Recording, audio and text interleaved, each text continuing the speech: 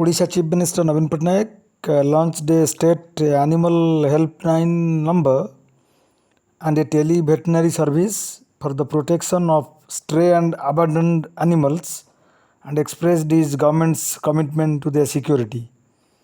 The toll-free helpline will extend veterinary service through animal ambulance in 11 urban areas of the state. The helpline will be functional round the clock.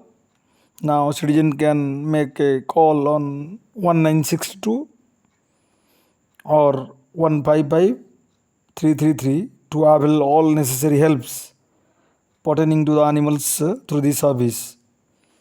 Chief Minister also launched Fisheries and Animal Resources Mapping System, a 5T initiative.